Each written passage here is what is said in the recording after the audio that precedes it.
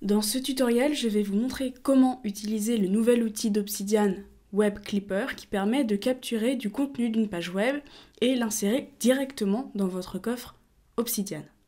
Avant de débuter la vidéo, je voulais vous dire que vous pouvez maintenant accéder à une sélection de mes notes sur mon site Oxymore. Il s'agit de ma bibliothèque numérique, un espace où je partage une sélection de mes notes prises avec la méthode Zettelkasten et organisées grâce à Obsidian. Ces notes sont issues de mes lectures et de mes réflexions. Je continuerai à alimenter le site régulièrement avec de nouvelles notes au fur et à mesure. L'accès est permanent et entièrement gratuit. Il vous suffit simplement de récupérer le code d'accès en inscrivant votre email. Je mettrai tous les liens en description. Donc, Obsidian Web Clipper, qu'est-ce que c'est ?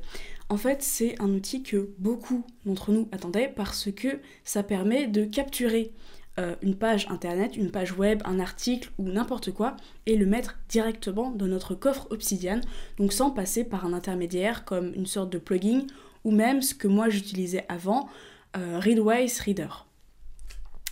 Et donc ici sur la page de présentation, on peut voir qu'on peut faire vraiment plein de choses. En plus, le site est vraiment bien fait, donc il nous montre comment capturer des articles, comment capturer des recettes, même des références, des papiers académiques, et le fait qu'on puisse créer des templates personnalisés pour les contenus qu'on voudra sélectionner. Donc ici, vous avez plusieurs exemples. Donc vous pouvez aussi surligner des informations sur une page web et ensuite exporter uniquement les surlignages que vous avez faits. On verra ça, comment configurer tout ça dans les paramètres des templates. Alors, la première étape, ça va de se rendre sur Obsidian Web Clipper. Donc c'est très simple à installer. En fait, il s'agit d'une extension Chrome qui peut s'appliquer à aussi d'autres navigateurs. Donc vous pouvez cliquer ici si vous avez un autre navigateur que Chrome. Et donc ici, vous verrez que vous pouvez l'installer sur Safari, Firefox, etc. Donc quand vous voudrez installer Web Clipper, vous n'aurez qu'à cliquer sur « Ajouter à Chrome ». Et donc vous arriverez sur cette page-là. Moi, je l'ai déjà installé, mais vous n'aurez plus qu'à cliquer sur Installer. Et donc, vous allez voir ici apparaître le logo Obsidian, sur lequel vous pourrez cliquer avec les extensions. Donc moi, j'ai décidé de le mettre en épingle, comme ça j'ai toujours accès et il ne va pas disparaître de ma barre. Dès que vous avez installé l'extension Chrome, vous pourrez cliquer tout de suite sur le petit logo Obsidian. Donc ici, cette page ne peut pas être enregistrée, mais nous, ce qui nous intéresse, ça va être les paramètres. Donc, dès que vous arrivez sur les paramètres, vous allez tomber sur la page des paramètres généraux. Alors là, ça va être simplement être la langue que vous pourrez choisir. Vous voyez la version ici du Web Clipper. Ensuite, vous avez une page assez importante ici que vous pourrez ouvrir. En fait, c'est une page d'aide. Et donc, vous pouvez avoir accès en anglais à plein d'informations qui ont été créées par Obsidian si vous avez besoin d'une information spécifique. Comment capturer une page, comment faire des surlignages sur une page, si vraiment vous avez besoin d'informations extrêmement spécifiques pour votre cas. Mais nous, on va voir des cas d'usage assez simples. Donc, on retourne sur les paramètres et vous voyez ici que vous avez l'emplacement des coffres. C'est-à-dire que quand vous allez capturer une page web ou des notes, les notes seront enregistrées par défaut dans le coffre qui est actuellement ouvert si vous en avez plusieurs. Mais moi j'ai décidé d'ajouter ici, ce qu'on peut faire, c'est qu'on peut ajouter des coffres spécifiques. Donc moi j'ai ajouté mon coffre principal, mon coffre secondaire et ici pour le tutoriel, je vais ajouter mon coffre tutoriel. Faites bien attention à ce que le nom du coffre soit exactement correspondant au nom du coffre que vous avez créé dans Obsidian. Sinon, il ne va pas pouvoir le reconnaître. Ensuite, ce que vous pouvez voir, c'est 3 raccourcis clavier principaux. Donc, comment ouvrir le clipper, enregistrer rapidement une note ou désactiver ou activer le mode surlignage. Là, vous avez quelques paramètres avancés. Donc ici, ça va être est-ce que vous voulez enregistrer la note sans l'ouvrir ? En fait, quand vous allez cliquer sur enregistrer les surlignages que vous avez fait, Obsidian va s'ouvrir ou pas, comme vous voulez. Moi, je préfère que ça s'ouvre, comme ça je vois directement ce que j'ai enregistré, mais vous pouvez choisir de ne pas l'ouvrir. Ici, vous pouvez ensuite réinitialiser les modèles par défaut parce qu'il y a un modèle par défaut, un template par défaut. et si vous avez fait des modifications et que vous voulez revenir à la version d'Obsidian, vous pouvez réinitialiser. Ensuite, vous pouvez aussi exporter et importer des paramètres. On va ensuite passer aux propriétés. Donc ça, c'est un onglet qui vous présente toutes les propriétés qui peuvent être utilisées dans vos templates. Il n'y a rien vraiment d'important ici. On va pouvoir passer à la page surligneur. Alors, vous pouvez choisir d'exporter des surlignages si vous en avez fait beaucoup. Et moi, j'ai choisi de cocher toujours afficher les surlignages. Ça veut dire que dès que vous allez surligner des passages dans une page web et que vous allez retourner sur cette page web, vous pouvez revoir les mêmes surlignages qui vont s'afficher.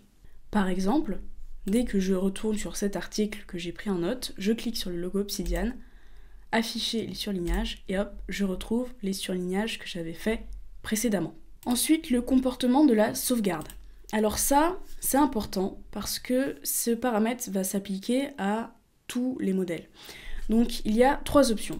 Soit vous surlignez le contenu de la page, ça veut dire que Obsidian va enregistrer toute la page web, ou soit vous allez remplacer le contenu de la page par les surlignages. Donc soit toute la page web va être enregistrée, soit uniquement vos surlignages. Moi j'ai choisi de sélectionner uniquement mes surlignages, mais ça dépend de votre utilisation. Ou alors vous pouvez ne rien faire, mais c'est pas le but ici. On va ensuite passer au modèle.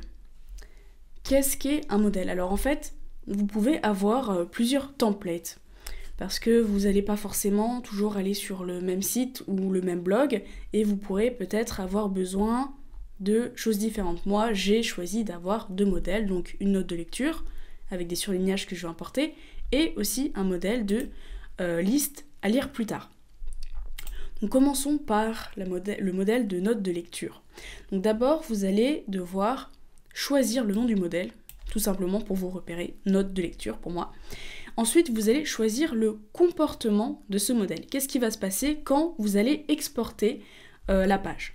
Donc moi, ici, pour ce modèle-là, j'ai choisi de créer une nouvelle note. Donc une nouvelle note va être créée dans mon Obsidian. Mais vous pouvez aussi choisir d'ajouter les surlignages à une note existante à la fin ou au début, ou ajouter à une note quotidienne à la fin ou au début, si vous utilisez la note quotidienne. Ensuite, vous pouvez choisir le nom de la note. Quand la nouvelle note sera créée, quel sera son nom?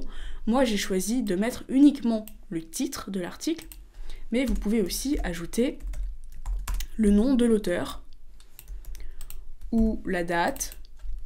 Il faut simplement ajouter la propriété qui correspond. Ensuite, vous allez pouvoir choisir l'emplacement de la note. Donc, quand la note va se créer, où est-ce qu'elle va être dans mon coffre Obsidian. Donc moi, ici, j'ai mis dans mon inbox à traiter. Faites attention à bien écrire le chemin de la note, vraiment correspondant, parce que sinon Obsidian ne va pas pouvoir le retrouver. Voilà, ici, inbox, 0 inbox à traiter. Vraiment, il faut que ça corresponde bien au titre et à l'emplacement. Ensuite, vous pouvez choisir dans quel coffre ce modèle va aller. Moi, j'ai choisi de le mettre dans mon coffre principal. Mais si vous avez plusieurs coffres, vous pouvez choisir soit la dernière utilisation. Si vous utilisez un coffre en dernier, vous voulez que cette note aille automatiquement là-dedans, soit dans votre coffre principal, soit dans un autre coffre, ou encore dans un autre coffre. À vous de choisir où vous voulez que ce modèle aille. Là, vous avez une partie assez intéressante. Ça s'appelle le déclencheur de modèle. En fait, c'est tout simplement si vous allez souvent sur un blog en particulier ou sur YouTube, par exemple, vous avez simplement à mettre l'URL de début de cette page et le modèle va se déclencher automatiquement sur la page. Donc c'est ça, c'est assez simple, c'est simplement pour vous éviter de cliquer sur « je veux ce modèle sur cette page ». C'est vraiment pour que dès que vous ouvrez YouTube, par exemple, le modèle YouTube s'affiche automatiquement. Ensuite, là, vous avez les propriétés qui vont s'afficher en haut de la nouvelle note créée. Donc moi, j'ai choisi d'ajouter un titre, la source, l'auteur, la date et une barre de tag. Mais vous pouvez ajouter vraiment plein de propriétés. Il vous suffit donc d'aller ici dans la page d'aide d'Obsidian, aller dans les variables et vous pouvez voir tout ce que vous pouvez ajouter ici en propriété. La date de publication, le nom de domaine, une description, etc. Vraiment, ajoutez ce qui vous correspond le mieux. Et ensuite, vous allez pouvoir choisir le contenu de la note en fonction de ce que vous avez sélectionné précédemment dans le surligneur. Donc soit prendre toute la page, soit remplacer les contenus. Et donc le contenu, ça va être ce que vous allez surligner ou la page en entier, tout simplement. Donc, on va passer à l'exemple avec ma note de lecture. Je me rends sur un article et donc j'ai envie de faire des surlignages. Donc je vais ici cliquer sur le logo Obsidian Web Clipper. Je vois ici que les propriétés que j'ai ajoutées dans mon template s'affichent, donc le titre, la source, l'auteur, la date. Pour le moment, il n'y a pas encore de tag. Et là, comme je n'ai pas fait de surlignage, toute la page s'affiche. Ici, je peux avoir un aperçu de ce qui va être. Mais moi, je vais choisir de faire des surlignages. Donc, je vais cliquer ici sur le petit logo surligné, activer le surligneur, et je vais sélectionner des passages. Voilà, ici, hop. On peut même sélectionner une image. Hop, voilà. Et donc, ensuite, je vais clip les highlights. J'en ai plusieurs. Et ici, je vois que mes surlignages qui s'affichent. Et je vais ensuite les ajouter à Obsidian. Donc, vous voyez ici, il me propose mon coffre. Mais je peux le mettre dans d'autres coffres. Mais pour le moment, je vais le mettre dans mon coffre principal. On peut toujours le changer. Et je vois ici, là, où la note va être créée. Donc, je fais ajouter à Obsidian. Hop. Et vous voyez que ça s'affiche ici, donc bien dans mon inbox à traiter. Vous voyez donc le titre, les propriétés et les surlignages que j'ai fait avec l'image que j'ai choisi d'ajouter, tout simplement. Et si vous voulez revoir les surlignages, hop, vous cliquez sur les surlignages. Donc, une information importante, c'est que lorsque vous allez, par exemple, si vous n'avez pas le temps de finir l'article, mais que vous avez déjà fait des surlignages et que vous voudriez un jour revenir dessus et continuer vos surlignages, sachez que vous pourrez le faire, mais Obsidian va vous créer une nouvelle note. Par exemple, moi je refais des surlignages, hop, des nouveaux surlignages, je choisis de les ajouter, ajouter Obsidian, et une nouvelle note va être créée. Voilà, donc avec les nouveaux surlignages. Ça ne se met pas à jour automatiquement comme ça peut le faire par exemple avec Readwise. C'est quelque chose à savoir, peut-être que ça va être réglé plus tard, mais pour pas que vous soyez surpris d'avoir par exemple plusieurs notes si vous surlignez plusieurs fois le même article. Ensuite, on va passer à mon template de liste de lecture. Parce que parfois, j'ai pas envie de surligner la page tout de suite, j'ai pas envie de la lire tout de suite, j'ai pas non plus envie de l'enregistrer en entier dans mon Obsidian. Ce que je vais faire, c'est que je veux simplement avoir l'URL qui va s'ajouter dans une note, une sorte de liste de lecture qui va s'afficher de cette manière, donc avec une case, un titre et l'URL. Comme ça, dès que je voudrais retrouver un article que j'ai pas eu le temps de lire, je vais dedans et je n'ai pas besoin de le faire à la main. Ça se fait automatiquement avec le Clipper. Donc voyons comment créer ce modèle. Tout simplement, il faudra choisir un nom au modèle. Moi j'ai choisi Readlater. Le comportement va ici être différent, donc je veux que ça s'ajoute à une note qui existe déjà, mais à la fin. Voilà, à la fin, comme ça se met à la fin de la liste. Ensuite, le nom de la note. Quel va être le nom de la note? Moi, cette note, dans mon Obsidian, je l'ai appelée Readlater, et il va falloir que ça ait exactement le même nom. Donc je mets le titre, Readlater. L'emplacement de la note se trouve ici, dans mon inbox. Dans quel coffre? Moi, j'ai choisi mon coffre principal. Déclencheur de modèle, ici, je n'en ai pas forcément besoin. Là, il n'y aura pas forcément de propriétés ajoutées parce que je veux simplement que l'URL s'affiche. Je ne veux pas créer une nouvelle note avec des propriétés, un titre, etc. Moi, je veux simplement qu'il y ait un contenu qui s'ajoute. Donc, je mets ici le markdown pour une case à cocher, le titre de l'article ou du site et l'URL. Moi, j'ai mis un espace avant parce que j'ai envie qu'entre chaque URL, il y ait un espace pour que ça fasse plus élégant et plus ordonné.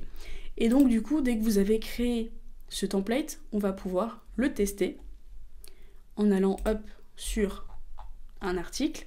Vous allez cliquer sur le logo et maintenant ici en haut, comme vous avez plusieurs templates, vous allez pouvoir choisir. Donc là, maintenant je veux pas mon modèle note de lecture, moi je veux maintenant mon modèle à lire plus tard. Je clique dessus et vous voyez, il y a uniquement ce que j'ai choisi qui va s'afficher. Donc je fais ajouter à Obsidian. Et là, vous voyez que à la fin, dans ma note, une nouvelle ligne s'est ajoutée, tout simplement. Et si je l'ai lu, hop, je peux cocher et je peux décocher et je peux, hop, recliquer sur le lien ici pour avoir accès à l'article. Vous pouvez aussi choisir d'importer une page en entier et pas seulement les surlignages de la page. Vous allez dans Surligneur et dans Comportement de sauvegarde, vous changez pour surligner le contenu de la page. Donc là, vous allez sur une page au hasard, hop, donc vous allez dans Obsidian, Web Clipper, et donc vous voyez ici que dans l'aperçu, toute la page sera enregistrée dans votre Obsidian.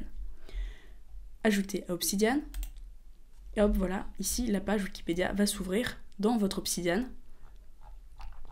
sous cette forme-là.